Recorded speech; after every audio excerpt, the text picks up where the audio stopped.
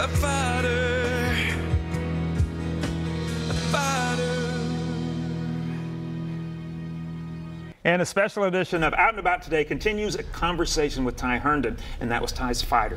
So I mean, the music's always just, it's stellar, but you know, now looking, I guess with a little more gravity, a little more weight comes with it. Like Fighter, what kind of meaning did that have for you? Do you still feel like you're a fighter? Absolutely, on a daily basis.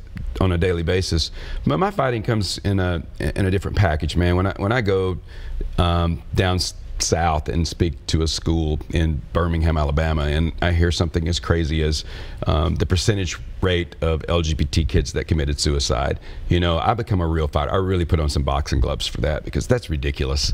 You know, I grew up in the South, you know, so fearful. You know, I knew that I was gay when I was a 14-year-old kid, but I knew that I had to hide it. Right. And in that hiding comes a lot of danger. And the most educated thing that a parent can do is to know their child. You know, I'm going to see if I can say that a little bit better. Educate yourself if you have an LGBTQ child, because those kids matter so much. And when I hear that a child's been thrown out of church or been kicked out of the house and they're on the streets of Atlanta and they're 14 years old, you know, that makes me want to kick some butt. Yeah. So when I sing a song like Fighter, that's what I'm talking about. Man, I'm just, you know, I've fought for where I am today as well, but I fight for those kids a lot. Love hearing that.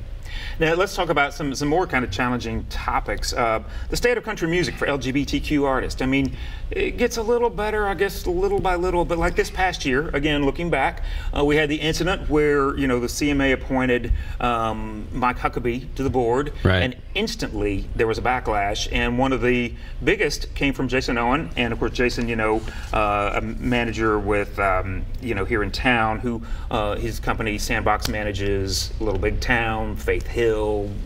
Yeah, a lot of big names. A lot of big names. Yeah. So he writes a letter, and I just wanted to read a little bit of that letter of what he wrote to the CMA. So all I gotta do is find it. He put on his boxing gloves. Exactly, and he needed to, and I was very glad that he did. But basically, he was saying, you know, that if you are going to do this, then we're not going to be supporting the CMA Foundation. And actually, this was something too.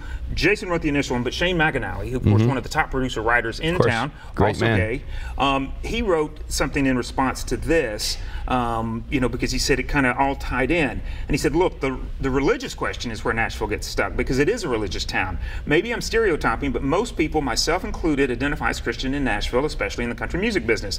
And a lot of things that I saw online after the Mike Huckabee thing were people saying, well, the CMA is anti-Christian. If they've asked Mike Huckabee to step down, then it's because they hate God. And those are social media trolls, but that's the part that gets muddy, because people who are conservative Christians can't imagine that gay people are Christian too. Man. Yeah. So, boom, yeah, boom, same, boom, yeah, boom, boom. Yeah. You know, it's a daily battle here. What I'm hearing you say is, you know, these guys stood up for something that needed to be said, because we were going to bring in what looks like the enemy into the camp. Who has said many, many disparaging things about LGBTQ. Yeah. Absolutely. So I was so happy to see that, and that's what I see mostly in the change in this town. There are some brave souls that are willing to stand up and say what needs to be said. And the flip side of that, these guys are also signing, producing, writing some great music as LGBT men. And there's some great artists that are coming up now that are also gay and lesbian, and this town is opening their arms to that. It's the one thing I really have to say about it, you know, I don't think anybody wants to walk into a situation where they're a producer, writer, singer, that you feel like you're going to lose everything you have because of who you are. All the hard work that you put into your life, into your career, and with one statement that could all go away. Right. It's very scary. And I think that, as for myself, when I came out, like I said earlier, I was willing to walk away. I was praying to God, because I am a godly man, that I wouldn't have to do that. And I realized the journey that I'm on today, that I'm perfectly on it, and that was really not destined to happen for me, that I was going to lose the opportunity to make music and change hearts and minds. And so I'm sitting in a seat of, I'm sitting in a place that I'm maybe a little braver today. My legs are stronger, my heart's stronger, my boxing gloves are stronger, my brain is stronger.